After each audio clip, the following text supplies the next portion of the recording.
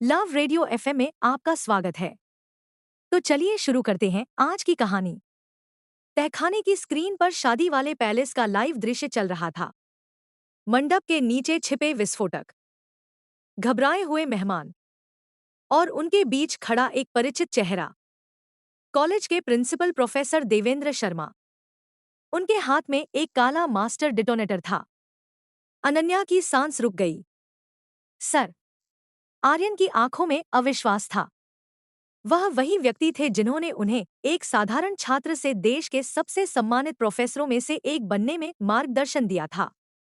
नहीं, आर्यन ने बुदबुदाया। ये नहीं हो सकता। स्क्रीन पर प्रिंसिपल देवेंद्र मुस्कुराए। उन्होंने कैमरे की ओर देखते हुए कहा, कभी कभी सबसे बड़ा धोखा वही देता है जिस पर सबसे ज्यादा भरोसा किया जाए। 15 साल पुरानी सच्चाई। प्रिंसिपल देवेंद्र की आवाज पूरे तहखाने में गूंजने लगी। आर्यन, तुम्हें याद है 15 साल पहले तुम्हारे पिता की प्रयोगशाला में लगी आग? आर्यन का चेहरा बदल गया। वह हादसा उनकी जिंदगी का सबसे दर्दनाक अध्याय था।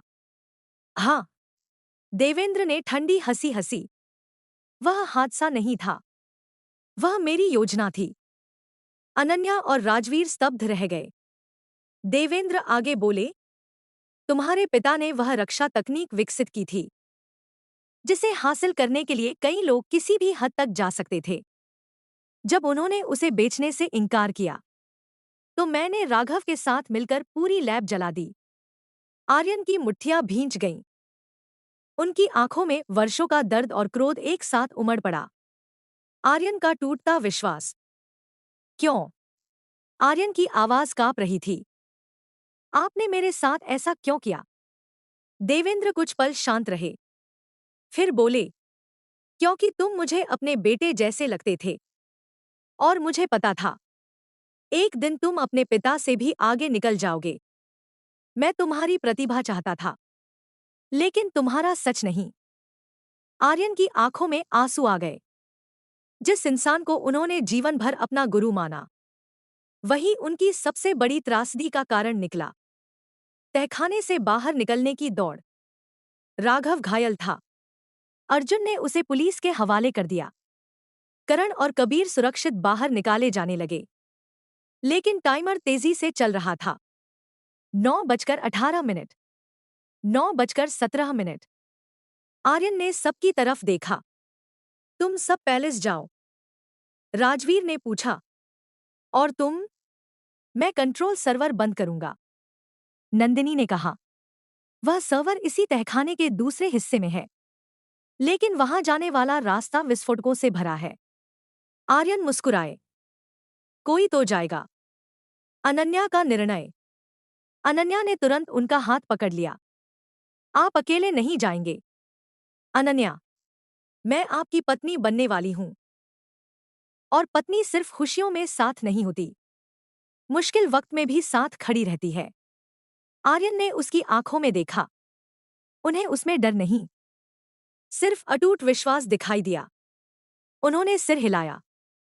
ठीक है, इस बार हम दोनों साथ चलेंगे। मौत की सुरंग।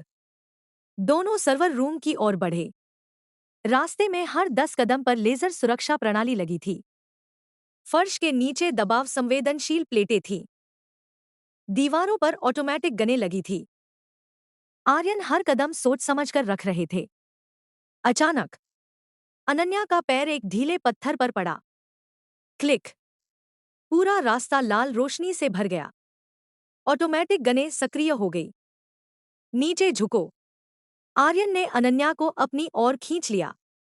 गोलियों की बौछार शुरू हो गई। दोनों एक पत्थर के पीछे छिप गए।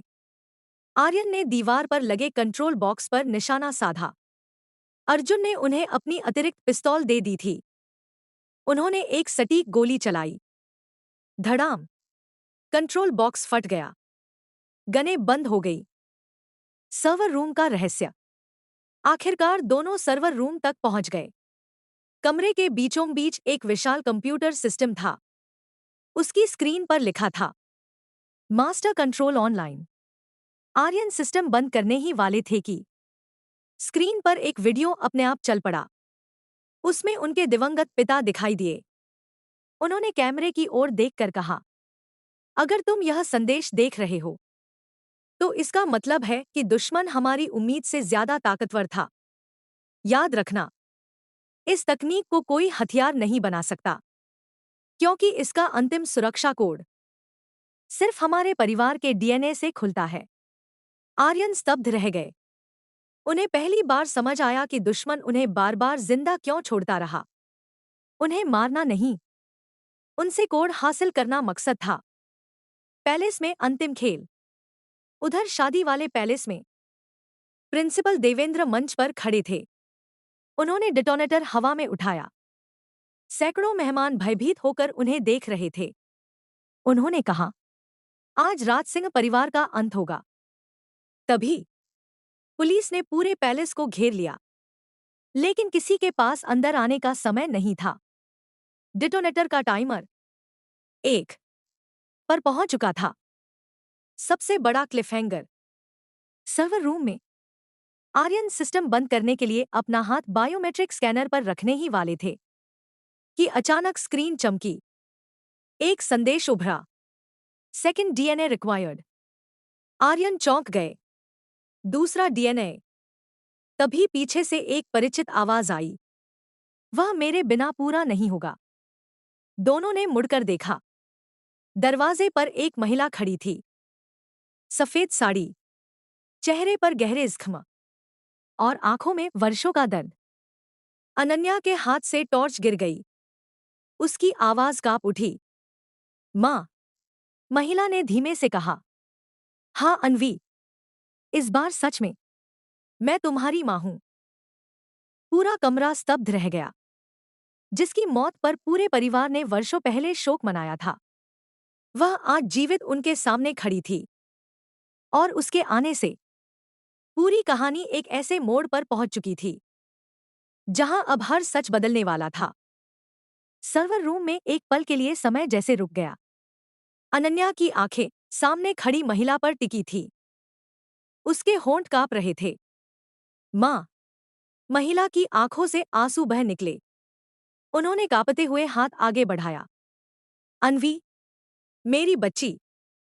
अनन्या एक पल भी खुद को रोक नहीं पाई। वह दौड़कर महिला के गले लग गई। दोनों वर्षों के बिछड़ने का दर्द आंसुओं में बहाने लगी। आर्यन कुछ कदम पीछे खड़े यह दृश्य देख रहे थे। उनके मन में खुशी भी थी और एक सवाल भी। अगर अनन्या की मां जिंदा थी तो इतने साल कहाँ थीं? सच जिसने सब बदल दिया। महिला ने खुद को संभाला। मेरा नाम मीरा राज सिंह। और हाँ, मैं तुम्हारी मां हूं। अनन्या ने रोते हुए पूछा, फिर आपने मुझे अकेला क्यों छोड़ दिया? मीरा की आवाज भर्रा गई। मैंने तुम्हें कभी नहीं छोड़ा। जिस रात मुझ पर हमला हुआ, मैं गंभीर रूप से घायल हो गई थी। राघव और उसके लोगों ने मुझे मर चुका समझ लिया। लेकिन वीरेंद्र के एक पुराने वफादार ने मुझे बचा लिया।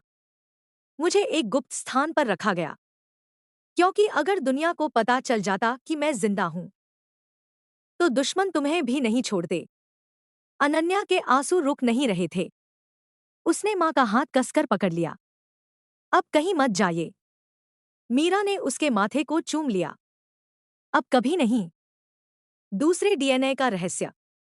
आर्यन ने सर्वर की स्क्रीन की ओर देखा। उस पर अब भी लिखा था, सेकंड डीएनए रिक्वायर्ड। उन्होंने पूछा, आंटी, इसका मतलब क्या है? मीरा ने गहरी सांस ली। यह सुरक्षा प्रणाली तुम्हारे पिता और मेरे पिता ने मिलकर बनाई थी। इसे बंद करने के लिए दो परिवारों का डीएनए चाहिए। पहला तुम्हारा, दूसरा मेरा। आर्यन और अनन्या दोनों समझ गए। इसीलिए दुश्मन मीरा को वर्षों तक ढूंढता रहा। आखिरी सुरक्षा कोड। मीरा और आर्यन ने एक साथ बायोमेट्रिक स्कैनर पर अपने हाथ रख दिए। सिस्टम ने दोनों के डीएनए की जांच शुरू की। DNA matching 25%, 49%, 76%, 100% verified. अचानक पूरी स्क्रीन हरी हो गई। Master control access granted. Aryan ने राहत की सांस ली। उन्होंने तुरंत विस्फोटक प्रणाली बंद करने का आदेश दिया। लेकिन स्क्रीन पर एक नया संदेश चमका। Remote detonator still active. Aryan का चेहरा गंभीर हो गया। मतलब, जब तक देवेंद्र के हाथ से डिटोनेटर नहीं छिनेगा, पैलेस सुरक्षित नहीं होगा। पैलेस में बढ़ता खतरा। उधर शादी के पैलेस में भगदड़ मची हुई थी। देवेंद्र शर्मा अब भी मंच पर खड़े थे। उनकी उंगली डिटोनेटर के लाल बटन पर थी। पुलिस चारों ओर से घेर चुकी थी, लेकिन कोई गोली नहीं चला सकता था। जरा सी गलती और सैकड़ों लोगों की जान जा सकती थी। देवेंद्र चिल्लाए, आर्यन, अगर सुन सकते हो तो अपने पिता की तरह हार मान लो। आर्यन की दौड़। आर्यन ने घड़ी देखी। सिर्फ 7 मिनट बचे थे। उन्होंने अनन्या की ओर देखा। हमें अभी निकलना होगा। अनन्या ने बिना कुछ कहे सिर हिलाया। दोनों पूरी गति से सुरंग की ओर भागने लगे। रास्ते में मीरा भी उनके साथ थी। लेकिन तभी सुरंग का एक हिस्सा जोरदार धमाके के साथ ढह गया। भारी पत्थर उनके सामने गिर पड़े। रास्ता बंद हो चुका था। करण की कुर्बानी। उसी समय करण राज सिंह वहां पहुंचे। उन्होंने दूसरी ओर जाने वाला पुराना रखरखाव मार्ग दिखाया, लेकिन वह रास्ता लोहे के विशाल गेट से बंद था। करण ने कहा, गेट मैं खोलता हूं। आर्यन ने देखा, लेकिन गेट खुलते ही यह हिस्सा गिर जाएगा। करण मुस्कुराए, अगर मेरी एक जान से इतने लोगों की जान बचती है तो मुझे कोई अफसोस नहीं। उन्होंने बिना किसी को मौका दिए लीवर खींच दिया। भारी गेट खुल गया, लेकिन उसी पल छत का बड़ा हिस्सा टूटकर करण के ऊपर गिर पड़ा। चाचा! अनन्या चीख उठी। धूल का गुबार पूरे रास्ते में फैल गया। करण दिखाई नहीं दे रहे थे। राजवीर की आंखों से आंसू बह निकले, लेकिन समय नहीं था। करण की आखिरी आवाज सुनाई दी, जाओ, लोगों को बचाओ। आर्यन ने दांत भींच लिए। उन्होंने प्रण लिया, मैं आपको वापस लेकर आऊंगा। मंडप की ओर अंतिम दौड़। आर्यन, अनन्या और मीरा किसी तरह सुरंग से बाहर निकले। पैलेस अब सिर्फ कुछ ही दूरी पर था। सायरन लगातार बज रहे थे। मेहमानों को बाहर निकालने की कोशिश जारी थी। देवेंद्र अब भी मंच पर खड़ा था। उसने दूर से आर्यन को आते देख लिया। वह मुस्कुराया, आ गए। मैं तुम्हारा ही इंतजार कर रहा था। उसने डिटोनेटर को और कसकर पकड़ लिया। सबसे बड़ा क्लिफहैंगर। आर्यन धीरे धीरे मंच की ओर बढ़े। उन्होंने देवेंद्र से कहा, सब खत्म हो चुका है। सिस्टम बंद हो चुका है। देवेंद्र हंसा, सिस्टम? मुझे उसकी जरूरत ही नहीं। उसने अपनी जेब से दूसरा डिटोनेटर निकाला। असली नियंत्रण तो हमेशा मेरे पास था। इतना कहकर उसने पहला डिटोनेटर जमीन पर फेंक दिया और दूसरा डिटोनेटर हवा में उठाया। पूरे पैलेस में सन्नाटा छा गया। फिर उसने मुस्कुराते हुए कहा, अब फैसला तुम करोगे, आर्यन। या तो डिटोनेटर छीनने की कोशिश करो, या अपनी होने वाली पत्नी को बचाओ। सबकी नजर अनन्या की ओर गई, क्योंकि देवेंद्र के एक छिपे हुए आदमी ने पीछे से अनन्या के सिर पर बंदूक तान दी थी। आर्यन के सामने एक बार फिर वही कठिन चुनाव था, सैकड़ों लोगों की जान या अपने जीवन के प्यार की सुरक्षा। शादी का भव्य पैलेस, जो कुछ घंटों पहले हंसी, संगीत और खुशियों से गूंज रहा था, अब सायरनों, चीखों और अफरा तफरी से भर चुका था। मंडप के बीचों बीच प्रिंसिपल देवेंद्र शर्मा खड़ा था। उसके एक हाथ में असली डिटोनेटर था, दूसरे हाथ में पिस्तौल, और उसके आदमी ने अनन्या के सिर पर बंदूक तान रखी थी। पूरा माहौल जैसे थम गया। देवेंद्र मुस्कुराया, चलो आर्यन, आज देखते हैं तुम पहले किसे बचाते हो, अपनी होने वाली पत्नी या इन सैकड़ों लोगों को। आर्यन की आंखें अनन्या पर टिक गईं। अनन्या ने हल्के से सिर हिलाया। उसकी आंखों में डर था, लेकिन उससे कहीं ज्यादा भरोसा। उसने बिना कुछ कहे होठों से सिर्फ एक शब्द कहा, जाइए। आर्यन समझ गए, अनन्या का त्याग। अनन्या ऊंची आवाज में बोली, आर्यन, अगर मेरे और इन लोगों में से किसी एक को चुनना पड़े तो मुझे मत चुनिए। पूरा हॉल उसकी ओर देखने लगा। आपने हमेशा मुझे सिखाया है कि एक इंसान की जिंदगी से बड़ी इंसानियत होती है। आज उसी सीख पर चलिए। आर्यन की आंखें नम हो गईं।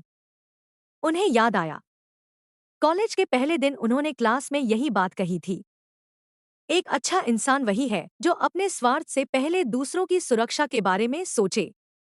आज वही बात उन्हें उनकी अपनी प्रेमिका याद दिला रही थी। आर्यन की गुप्त योजना। लेकिन देवेंद्र एक बात नहीं जानता था। आर्यन ने पैलेस में प्रवेश करते समय अपनी स्मार्टवॉच से पुलिस कमांडो टीम को एक गुप्त संकेत भेज दिया था। पैलेस की छत पर 4 प्रशिक्षित स्नाइपर अपनी अपनी जगह ले चुके थे। समस्या सिर्फ एक थी, देवेंद्र के हाथ की उंगली डिटोनेटर के बटन पर थी। गोली लगते ही अगर उसकी उंगली दब गई तो सब खत्म हो जाता। आर्यन को कुछ सेकंड चाहिए थे, बस कुछ सेकंड। मीरा का साहस। तभी मीरा धीरे धीरे भीड़ के पीछे से आगे बढ़ी। देवेंद्र उन्हें देखकर ठहाका मारकर हंसा। तो तुम सचमुच जिंदा हो। मीरा की आवाज शांत थी। आज यह सब खत्म कर दो, देवेंद्र। तुम पहले ऐसे नहीं थे। देवेंद्र की आंखों में पल भर के लिए पुराने दिनों की झलक आई। तुम्हें क्या लगता है मैंने यह सब शौक से किया? तुम्हारे पिता ने मेरे पिता को बर्बाद कर दिया था। मीरा ने सिर हिलाया। नहीं, तुम्हें हमेशा आधा सच बताया गया। देवेंद्र एक पल के लिए विचलित हुआ। और आर्यन को वही मौका चाहिए था।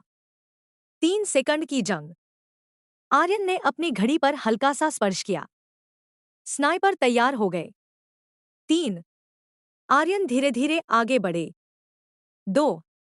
उन्होंने देवेंद्र का ध्यान अपनी ओर खींचा। अगर हिम्मत है तो सामने से लड़ो। देवेंद्र मुस्कुराया। अब भी वही जज्बा। 1। उसी क्षण आर्यन ने अपनी जेब से अंगूठी का डिब्बा निकालकर देवेंद्र की ओर फेंक दिया। देवेंद्र का ध्यान एक पल के लिए भटका। धायन।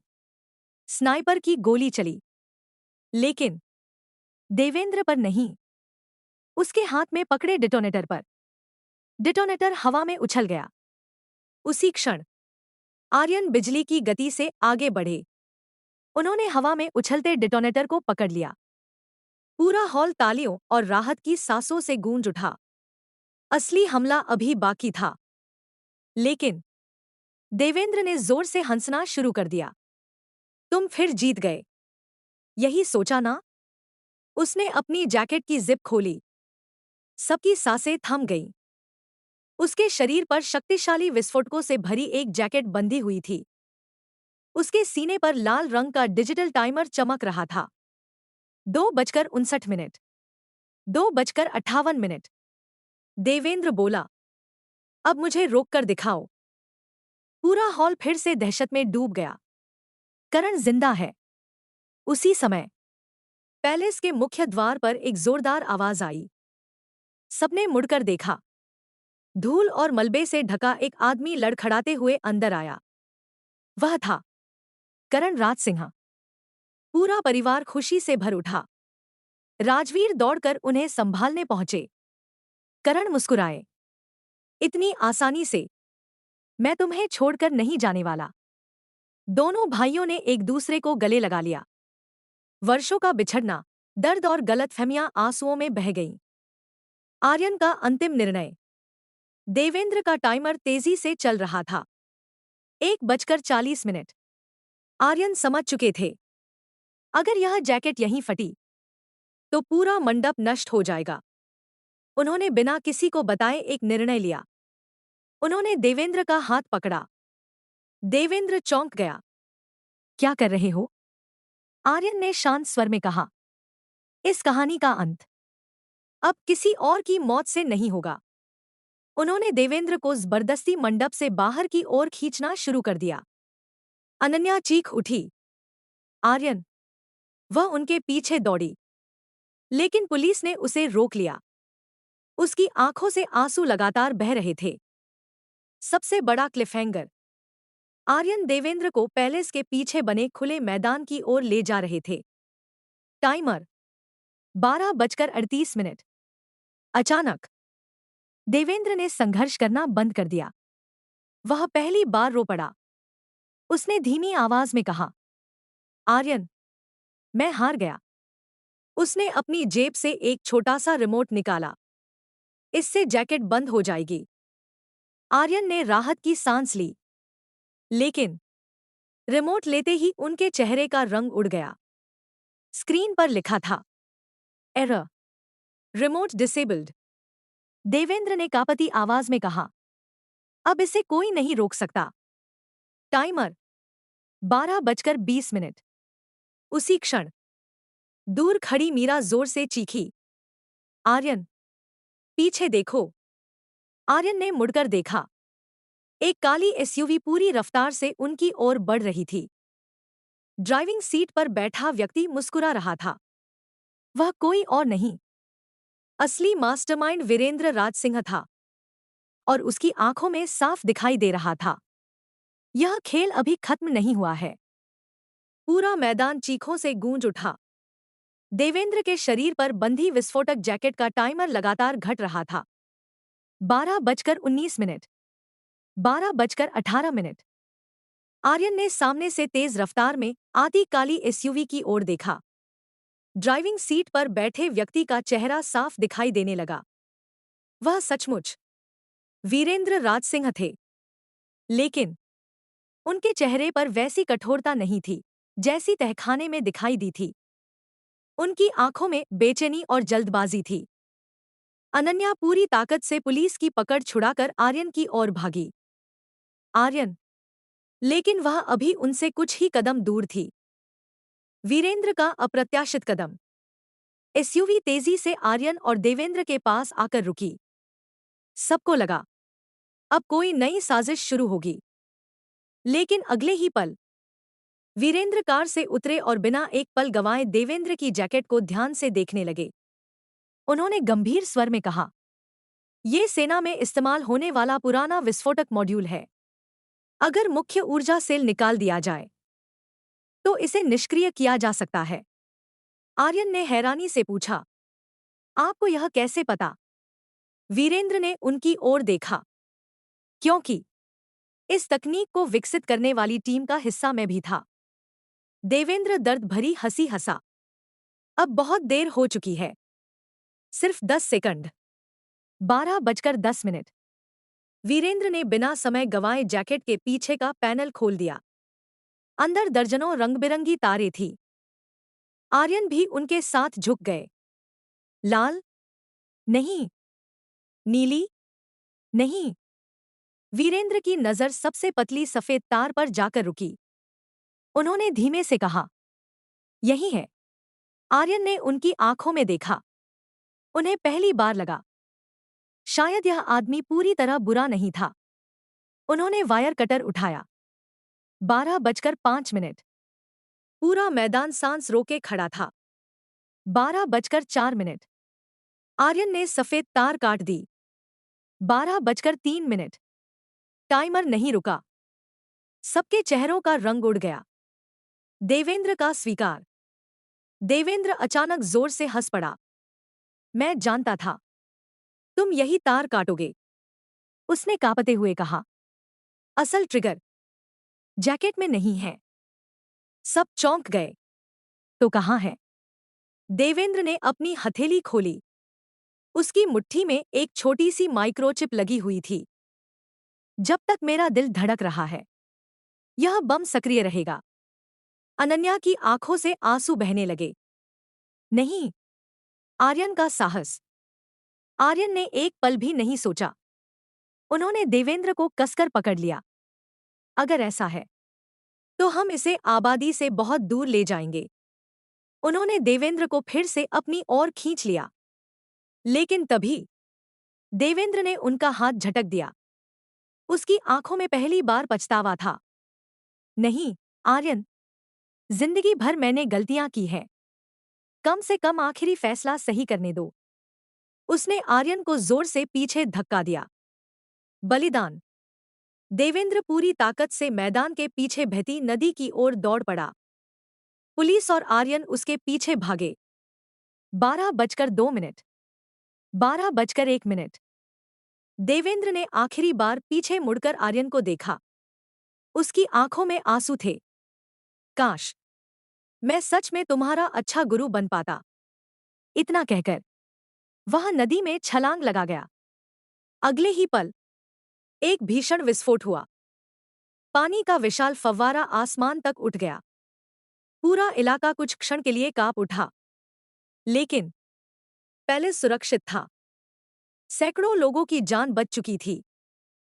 तूफान के बाद की खामोशी। कुछ देर तक कोई कुछ नहीं बोला।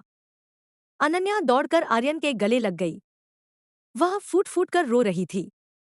मैंने आपको खो दिया था। आर्यन ने उसे अपनी बाहों में भर लिया।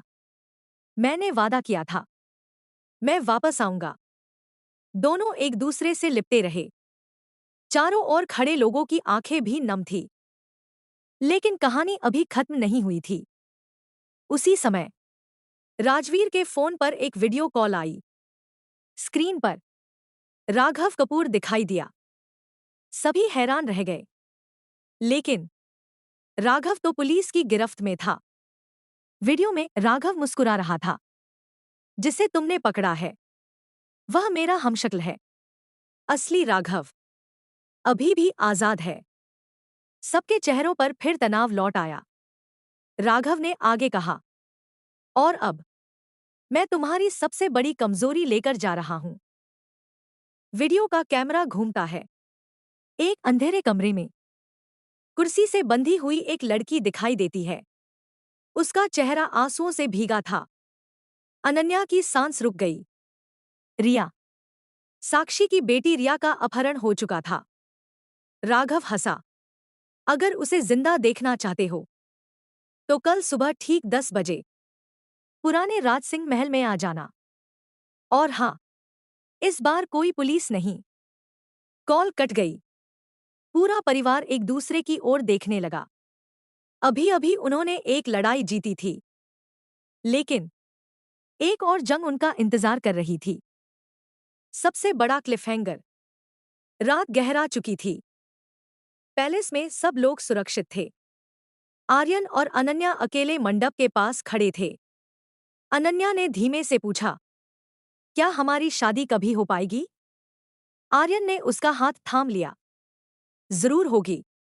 उसी क्षण एक पुजारी उनके पास आया। उसने मुस्कुराकर कहा, अगर दो दिल एक दूसरे को पति पत्नी मान चुके हैं तो शुभ मुहूर्त का इंतजार क्यों? सबकी नजरें मंडप की ओर उठ गईं। लग रहा था इतने संघर्षों के बाद शायद अब आर्यन और अनन्या के साथ फेरे शुरू होने वाले थे। लेकिन उन्हें नहीं पता था कि मंडप के एक खंभे के पीछे एक नकाबपोश व्यक्ति चुपचाप खड़ा सब कुछ देख रहा था। उसने अपनी जेब से फोन निकाला और धीमे से कहा, सर, शादी शुरू होने वाली है। क्या प्लान शुरू कर दूं? फोन के दूसरी तरफ से सिर्फ एक शब्द सुनाई दिया, हाँ। और उसी के साथ कहानी एक नए और भी खतरनाक मोड़ की ओर बढ़ गई। रात के लगभग 2 बज चुके थे। शादी का पैलेस अब पहले जैसा शोर शराबे वाला नहीं था। अधिकांश मेहमान अपने कमरों में जा चुके थे। पुलिस अब भी चारों ओर तैनात थी। कई घंटों तक मौत से लड़ने के बाद पहली बार सबने राहत की सांस ली। मंडप अब भी फूलों से सजा हुआ था। हल्की हवा चल रही थी। दियों की लौ धीरे धीरे हिल रही थी। अनन्या चुपचाप मंडप के सामने खड़ी थी। उसकी आंखों में पिछले कुछ दिनों की हर घटना घूम रही थी। मां की वापसी, करण चाचा का मिलना, देवेंद्र की मौत और राघव का नया खतरा। तभी पीछे से किसी ने धीरे से उसका हाथ थाम लिया। वह आर्यन थे। उन्होंने मुस्कुराते हुए कहा, क्या सोच रही हो? अनन्या ने उनकी ओर देखा। सोच रही हूं, क्या हमारी जिंदगी कभी सामान्य हो पाएगी? आर्यन ने उसका माथा चूम लिया। शायद पूरी तरह सामान्य नहीं, लेकिन जब तक हम साथ हैं, हर मुश्किल आसान हो जाएगी। अनन्या हल्के से मुस्कुरा दी। दूल्हा दुल्हन का अधूरा सपना। उसी समय वही वृद्ध पुजारी फिर उनके पास आए।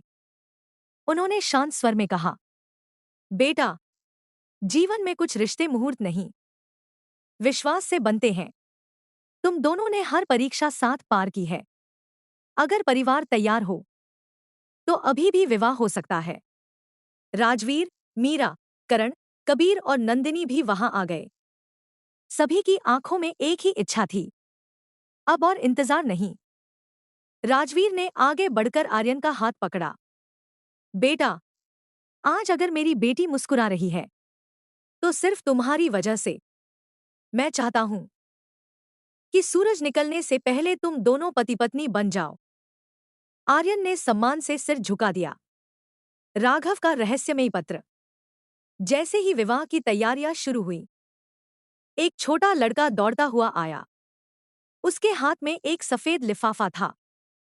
अनन्या दीदी, किसी अंकल ने यह आपको देने के लिए कहा है। अनन्या ने लिफाफा खोला। अंदर सिर्फ एक कागज था। उस पर लिखा था, अगर आज शादी की तो कल सुबह तुम्हें रिया की लाश मिलेगी। नीचे एक लाल रंग का हस्ताक्षर था, राघव। अनन्या का चेहरा सफेद पड़ गया। उसके हाथ कांपने लगे। आर्यन ने पत्र पढ़ा। उनकी आंखों में गुस्सा भर गया। प्यार और जिम्मेदारी का संघर्ष। अनन्या ने धीरे से कहा, मैं शादी नहीं कर सकती। सभी चौंक गए। रिया सिर्फ 8 साल की बच्ची है। वह हमारी वजह से नहीं मर सकती। आर्यन कुछ देर तक चुप रहे। फिर उन्होंने मुस्कुराकर कहा, किसने कहा कि हम सिर्फ एक काम कर सकते हैं? अनन्या ने हैरानी से उनकी ओर देखा। आर्यन ने कहा, सुबह 10 बजे से पहले हम रिया को भी बचाएंगे और शादी भी करेंगे। नकाबपोश की असली पहचान। इसी बीच पैलेस की छत पर खड़ा वही नकाबपोश व्यक्ति फोन पर बात कर रहा था। सर, उन्होंने शादी रोकने का फैसला नहीं किया। दूसरी तरफ से आवाज आई, तो प्लान बी शुरू करो। नकाबपोश ने धीरे धीरे अपना मास्क उतारा। चेहरा देखकर पुलिस अधिकारी भी हैरान रह जाता। अगर वह वहां होता, वह कोई अपराधी नहीं था। वह था कॉलेज का लाइब्रेरियन, प्रोफेसर विनय सक्सेना, जो पिछले 10 वर्षों से आर्यन के कॉलेज में काम कर रहा था। उसने धीमे से कहा, माफ कीजिए, सर, लेकिन इस बार मैं आर्यन को नहीं बचा पाऊंगा। आर्यन को मिला एक पुराना लॉकेट। उधर करण ने आर्यन को एक पुराना चांदी का लॉकेट दिया। यह मुझे उसी तहखाने से मिला। आर्यन ने लॉकेट खोला। अंदर 2 तस्वीरें थीं। एक में उनके पिता, दूसरी में एक छोटा बच्चा। आर्यन ध्यान से देखने लगे। अचानक उनके चेहरे का रंग उड़ गया। ये मैं नहीं हूं। अनन्या ने पूछा, फिर कौन है? आर्यन ने कांपती आवाज में कहा, मेरा जुड़वा भाई। पूरा परिवार स्तब्ध रह गया। लेकिन मुझे तो हमेशा बताया गया था कि मैं अकेला हूं। करण ने गंभीर स्वर में कहा, शायद तुम्हें पूरी सच्चाई कभी बताई ही नहीं गई। रिया की आखिरी रिकॉर्डिंग। साक्षी रोती हुई आर्यन के पास आई। मुझे अभी एक वीडियो मिला है। वीडियो चलाया गया। रिया एक कमरे में बैठी थी। वह रोते हुए बोली, मम्मा, मुझे डर लग रहा है। फिर अचानक कैमरा हिला। पीछे दीवार पर एक बड़ा चित्र दिखाई दिया। आर्यन ने तुरंत वीडियो रोक दिया। रुको। उन्होंने तस्वीर को जूम किया। दीवार पर राज सिंह परिवार का वही पुराना प्रतीक चिन्ह बना था, जो सिर्फ पुराने राज सिंह महल में मौजूद था। आर्यन मुस्कुराए। राघव ने खुद ही अपनी जगह बता दी। ऑपरेशन सूर्योदय। आर्यन ने तुरंत नई योजना बनाई। सुबह होने में सिर्फ 5 घंटे बचे थे। उन्होंने कहा, आज रात कोई नहीं सोएगा। हम 2 टीम बनाएंगे। पहली टीम, राजवीर, करण और पुलिस के भरोसेमंद अधिकारी। दूसरी टीम, आर्यन, अनन्या, मीरा और कबीर। नंदिनी ने पूछा, और शादी? आर्यन ने अनन्या की ओर देखा। जब रिया सुरक्षित लौट आएगी, तभी 7 फेरे होंगे। अनन्या की आंखें भर आईं। उसे एहसास हुआ, यही वजह थी कि वह आर्यन से इतना प्यार करती थी। सबसे बड़ा क्लिफहैंगर। सुबह होने से पहले दोनों टीमें पुराने राजसिंह महल के बाहर पहुंच गईं। महल पूरी तरह सुनसान था। चारों तरफ घना कोहरा फैला हुआ था। जैसे ही आर्यन ने मुख्य दरवाजा खोला, अंदर की सभी लाइटें एक साथ जल उठीं। महल के बीचों बीच एक शानदार विवाह मंडप सजा हुआ था। उस मंडप में दूल्हे के कपड़ों में एक युवक खड़ा था। उसने धीरे धीरे अपना चेहरा उठाया। आर्यन की सांस रुक गई, क्योंकि वह युवक बिल्कुल आर्यन जैसा दिखता था। चेहरा, आंखें, आवाज, सब कुछ। उसने मुस्कुराकर कहा, इतने साल बाद मिले हो भाई। अनन्या स्तब्ध रह गई। आर्यन के हाथ से पिस्तौल छूटकर जमीन पर गिर गई। क्या सचमुच आर्यन का एक जुड़वा भाई था, या यह राघव की एक और खतरनाक चाल थी? पुराने राजसिंह महल का विशाल दरबार हॉल, चारों ओर जलते झूमर, बीच में सजा हुआ विवाह मंडप, और उसके सामने खड़ा वह युवक। वह बिल्कुल आर्यन जैसा दिखता था। इतना कि एक पल के लिए अनन्या भी पहचान नहीं पाई कि असली आर्यन कौन है। पूरा हॉल सन्नाटे में डूब गया। आर्यन ने कांपती आवाज में पूछा, तुम कौन हो? युवक मुस्कुराया। उसकी मुस्कान भी बिल्कुल आर्यन जैसी थी। इतने साल बाद अपने भाई को भी नहीं पहचान पाए? अनन्या ने अविश्वास से आर्यन की ओर देखा। आर्यन के चेहरे पर उलझन साफ दिखाई दे रही थी। मेरा कोई भाई नहीं है। युवक धीरे धीरे आगे बढ़ा। तुम्हें हमेशा यही बताया गया, क्योंकि यही सच छिपाना जरूरी था। राघव का प्रवेश। अचानक पूरे महल में तालियों की आवाज गूंज उठी। ऊपरी मंजिल की बालकनी से राघव कपूर सामने आया। इस बार उसके चेहरे पर कोई घबराहट नहीं थी। उसके कंधे पर पट्टी बंधी थी, लेकिन आंखों में वही खतरनाक आत्मविश्वास था। उसने मुस्कुराते हुए कहा, स्वागत है राज सिंह परिवार के आखिरी खेल में। राजवीर ने गुस्से से कहा, रिया कहाँ है? राघव ने जवाब नहीं दिया। उसने सिर्फ उंगलियां चटकाईं। हॉल की एक दीवार धीरे धीरे खुली। उसके पीछे शीशे का एक कमरा दिखाई दिया। रिया उसी कमरे में बैठी थी। वह डरी हुई थी, लेकिन सुरक्षित थी। साक्षी अपनी बेटी को देखकर रो पड़ी। रिया। रिया ने शीशे पर हाथ रखा। मम्मा, आर्यन के जुड़वा भाई की पहचान। राघव ने मुस्कुराकर कहा, मिलो आर्यन के जुड़वा भाई से। आदित्य। आर्यन की सांसें तेज हो गईं। ये झूठ है। राघव ने एक पुरानी मेडिकल फाइल हवा में उछाल दी। करण ने उसे उठाया। उसमें अस्पताल के रिकॉर्ड थे। 2 बच्चों के जन्म का प्रमाण, मां का नाम, पिता का नाम, और दोनों के पैरों के निशान। आर्यन, आदित्य। अनन्या स्तब्ध रह गई। आर्यन की आंखों में आंसू आ गए। उन्हें पहली बार एहसास हुआ कि उनका एक भाई सचमुच था। आदित्य की कहानी। आदित्य धीरे धीरे आर्यन के सामने आकर खड़ा हो गया। उसकी आवाज में दर्द था। जिस रात हमारे पिता की प्रयोगशाला पर हमला हुआ, राघव मुझे अपने साथ ले गया। मैं सिर्फ 4 साल का था। मुझे बताया गया कि मेरे माता पिता और मेरा भाई मर चुके हैं।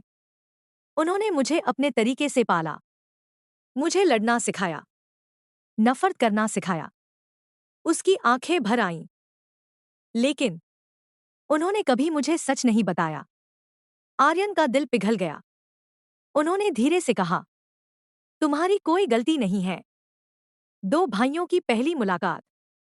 कुछ पल तक दोनों एक दूसरे को देखते रहे। फिर आर्यन ने अपना हाथ आगे बढ़ाया। अगर सच में तुम मेरे भाई हो तो घर चलो। आदित्य की आंखों से आंसू बह निकले। वह आगे बढ़ा। लेकिन तभी राघव ने अपनी पिस्तौल निकालकर आदित्य के सिर पर तान दी। एक कदम और तो तुम्हारा भाई यहीं मर जाएगा। पूरा माहौल फिर तनाव से भर गया। राघव का असली मकसद। राघव ने हंसते हुए कहा, तुम लोग अभी भी समझ नहीं पाए। मेरा मकसद सिर्फ बदला नहीं था। मुझे चाहिए था तुम्हारे पिता की बनाई हुई रक्षा प्रणाली का अंतिम एल्गोरिदम। उसने आर्यन की ओर देखा। और वह कोड सिर्फ दो जुड़वा भाइयों के संयुक्त बायोमेट्रिक डेटा से पूरा होता है। अब सब समझ गए। इसीलिए राघव ने दोनों भाइयों को जिंदा रखा था। अनन्या की बहादुरी। इसी बीच अनन्या की नजर शीशे के कमरे पर गई। रिया अकेली थी। उसके कमरे के पास सिर्फ एक गार्ड खड़ा था। अनन्या ने धीरे से मीरा की ओर देखा। मीरा ने बिना कुछ कहे सिर हिला दिया। दोनों चुपचाप दूसरी ओर बढ़ने लगी। उन्हें किसी भी कीमत पर रिया को बाहर निकालना था। महल के नीचे छिपा रहस्य। कबीर और करण महल का निरीक्षण कर रहे थे। उन्हें फर्श के नीचे लोहे का एक गुप्त दरवाजा मिला। जब उन्होंने उसे खोला तो नीचे एक विशाल भूमिगत प्रयोगशाला दिखाई दी। वहां सैकड़ों कंप्यूटर चल रहे थे। दीवारों पर देश के कई बड़े शहरों के डिजिटल नक्शे लगे थे। कबीर की आंखें फैल गईं। हे भगवान! राघव सिर्फ एक परिवार के पीछे नहीं था। उसकी योजना पूरे देश के सुरक्षा नेटवर्क में घुसपैठ करने की थी। करण ने तुरंत राजवीर को सूचना दी। अब मामला सिर्फ परिवार का नहीं, राष्ट्रीय सुरक्षा का भी था। सबसे बड़ा विश्वासघात। उसी समय आदित्य ने अचानक आर्यन की ओर देखा। उसकी आंखों में संघर्ष साफ दिखाई दे रहा था। एक तरफ उसका नया मिला भाई, दूसरी तरफ वह आदमी जिसने उसे बचपन से पाला। राघव चिल्लाया, आदित्य, याद रखो, मैंने तुम्हें जिंदगी दी है। आदित्य ने कांपते हुए पिस्तौल उठाई। सबकी सांसें थम गईं। उसने बंदूक सीधी आर्यन की ओर तान दी। अनन्या चीख उठी, नहीं। लेकिन अगले ही पल धायन गोली चल गई। पूरा हॉल गूंज उठा। कुछ क्षणों के लिए कोई समझ ही नहीं पाया कि गोली किसे लगी है। धुआं छंटने के बाद एक व्यक्ति जमीन पर गिर चुका था। उसके सीने से खून बह रहा था। आर्यन ने जब उसे देखा तो उनके मुंह से दर्द भरी चीख निकल गई। पापा! राजवीर राज सिंह आर्यन को बचाने के लिए गोली के सामने आ गए थे। पूरा महल सन्नाटे में डूब गया। रिया रोने लगी। अनन्या के हाथ कांपने लगे। और आदित्य अपने ही हाथों से हुई इस घटना को देखकर पत्थर का हो गया। गोली चलने की आवाज पूरे महल में गूंज रही थी। राजवीर राज सिंह धीरे धीरे जमीन पर गिर पड़े। उनकी सफेद शेरवानी खून से लाल हो चुकी थी। पापा! अनन्या चीखती हुई उनकी ओर दौड़ी। आर्यन ने भी तुरंत उन्हें अपनी बाहों में संभाल लिया। राजवीर की सांसें तेज चल रही थी। उनके चेहरे पर दर्द था, लेकिन आंखों में एक अजीब सी शांति। उन्होंने कांपते हुए हाथ से अनन्या का चेहरा छुआ। मेरी बहादुर बेटी! अनन्या फूट फूट कर रोने लगी। पापा! आपको कुछ नहीं होगा। हम अभी अस्पताल चलेंगे। राजवीर हल्का सा मुस्कुराए। नहीं बेटा, अभी नहीं। पहले रिया को बचाना जरूरी है। आदित्य का टूटना। उधर आदित्य के हाथ से पिस्तौल छूटकर जमीन पर गिर गई। वह घुटनों के बल बैठ गया। उसकी आंखों से लगातार आंसू बह रहे थे। मैंने मैंने ये क्या कर दिया? राघव गुस्से से चिल्लाया। कमजोर मत बनो। गोली आर्यन के लिए थी। आदित्य ने पहली बार राघव की ओर नफरत से देखा। बस, बहुत हो गया। तुमने बचपन से मुझे झूठ में रखा, मुझसे मेरे परिवार को छीन लिया, और आज मुझसे मेरे अपने लोगों पर गोली चलवा दी। राघव ने पिस्तौल उठाई। तो फिर तुम्हारा भी अंत यही होगा। लेकिन उससे पहले ही आर्यन आदित्य के सामने आकर खड़े हो गए। अगर मेरे भाई को गोली मारनी है तो पहले मुझे मारना होगा। आदित्य ने अविश्वास से आर्यन को देखा। मैंने तुम्हें मारने की कोशिश की, फिर भी? आर्यन ने उसका कंधा पकड़ लिया। तुमने नहीं, तुम्हारे भीतर भरे गए झूठ ने गोली चलाई थी। आज से तुम अकेले नहीं हो। आज से तुम्हारा भाई तुम्हारे साथ खड़ा है। आदित्य रो पड़ा। दोनों भाई पहली बार गले मिले। पूरे महल में मौजूद हर व्यक्ति की आंखें नम हो गईं। रिया की समझदारी। इसी बीच शीशे के कमरे में बैठी रिया ने देखा कि बाहर अफरातफरी मची हुई है। उसे याद आया कि उसकी माँ हमेशा कहती थी, मुश्किल समय में घबराना नहीं, सोचना। रिया ने कमरे का ध्यान से निरीक्षण किया। कुर्सी के नीचे उसे एक टूटी हुई धातु की पट्टी मिली। उसने धीरे धीरे अपने हाथों की रस्सी काटनी शुरू कर दी। कुछ मिनट बाद उसके हाथ आजाद हो गए। लेकिन वह भागी नहीं। वह सही समय का इंतजार करने लगी। भूमिगत प्रयोगशाला का रहस्य। उधर करण, कबीर और मीरा भूमिगत प्रयोगशाला में पहुंच चुके थे। कंप्यूटर स्क्रीन पर एक फाइल खुली हुई थी। उसका नाम था प्रोजेक्ट शैडो। कबीर ने फाइल खोली। सभी के चेहरे का रंग उड़ गया। उसमें पिछले 20 वर्षों का पूरा रिकॉर्ड था।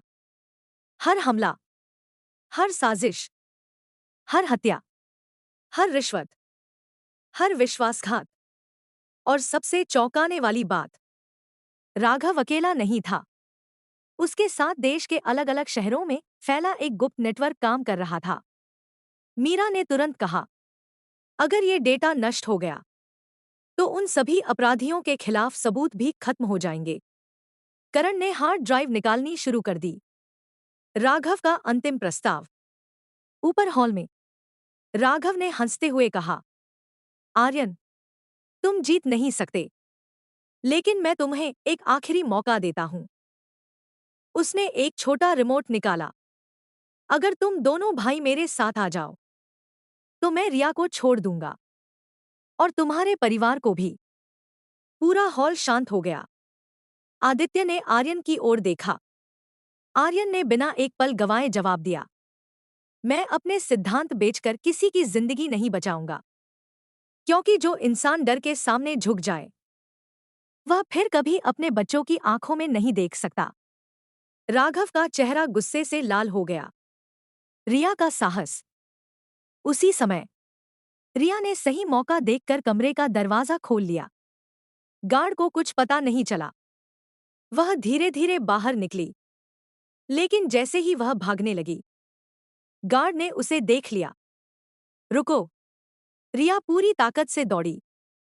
गार्ड उसके पीछे था। अनन्या ने दूर से यह देखा। रिया। वह उसकी ओर भागी। अंतिम युद्ध की शुरुआत। राघव ने गुस्से में अपनी राइफल उठा ली। आर्यन और आदित्य दोनों एक साथ उसकी ओर बढ़े। दोनों भाइयों ने पहली बार कंधे से कंधा मिलाकर लड़ाई शुरू की। महल गोलियों की आवाज से गूंज उठा। आर्यन ने एक गार्ड को निहत्था किया। आदित्य ने दूसरे गार्ड को रोक लिया। अनन्या ने रिया को अपनी बाहों में लेकर सुरक्षित जगह पहुंचा दिया। साक्षी अपनी बेटी को देखकर रो पड़ी। लेकिन राघव अभी भी आजाद था। सबसे बड़ा क्लिफहैंगर। राघव लड़ते लड़ते पीछे हटने लगा। वह महल के सबसे पुराने हिस्से में पहुंचा। वहां एक विशाल लोहे का दरवाजा था। उसने अपनी हथेली स्कैनर पर रखी। दरवाजा धीरे धीरे खुलने लगा। अंदर सोने चांदी का खजाना नहीं, बल्कि एक अत्याधुनिक नियंत्रण कक्ष था। कमरे के बीचों बीच एक विशाल स्क्रीन जल उठी। उस पर लिखा था, project shadow final phase ready. Raghav मुस्कुराया। उसने स्क्रीन पर एक लाल बटन दबा दिया। पूरे नियंत्रण कक्ष में सायरन बजने लगे। उसी क्षण देश के अलग अलग शहरों के नाम स्क्रीन पर चमकने लगे। दिल्ली, मुंबई, जयपुर, हैदराबाद, लखनऊ। आर्यन का चेहरा गंभीर हो गया। उन्हें समझ आ गया, अगर अगले कुछ मिनटों में इस सिस्टम को नहीं रोका गया तो खतरा सिर्फ उनके परिवार पर नहीं बल्कि पूरे देश पर मंडरा सकता है। राघव ने ठंडी हंसी के साथ कहा, अब देखता हूं प्रोफेसर, तुम अपने परिवार को बचाते हो या पूरे देश को। और इसी सवाल के साथ आर्यन की जिंदगी का सबसे कठिन फैसला उसके सामने खड़ा था। महल के सबसे गुप्त हिस्से में बने कंट्रोल रूम की लाल रोशनी लगातार चमक रही थी। विशाल स्क्रीन पर देश का डिजिटल नक्शा दिखाई दे रहा था। दिल्ली, मुंबई, जयपुर, बेंगलुरु, कोलकाता, हर शहर के ऊपर लाल बिंदु चमक रहे थे। सायरन लगातार बज रहा था। Project shadow final phase activated. Aryan ने स्क्रीन को ध्यान से देखा। उनकी वर्षों की वैज्ञानिक समझ तुरंत काम करने लगी। उन्होंने धीमी आवाज में कहा, ये बम लॉन्च सिस्टम नहीं है। ये देश के रक्षा और संचार नेटवर्क में एक साथ साइबर हमला करने की योजना है।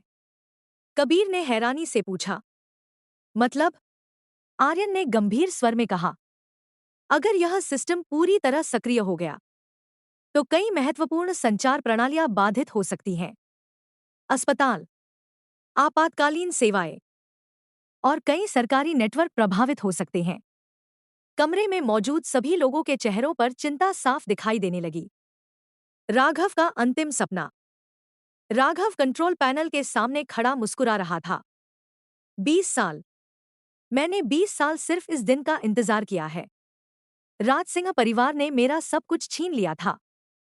अब मैं उनसे उनका सब कुछ छीनूंगा।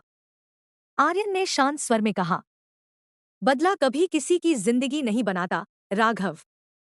यह सिर्फ और ज्यादा विनाश पैदा करता है। राघव हंस पड़ा। तुम अभी भी प्रोफेसर की तरह सोचते हो और मैं युद्ध की तरह। दो भाइयों की पहली संयुक्त योजना। आर्यन ने आदित्य की ओर देखा। दोनों भाइयों ने बिना शब्दों के एक दूसरे को समझ लिया।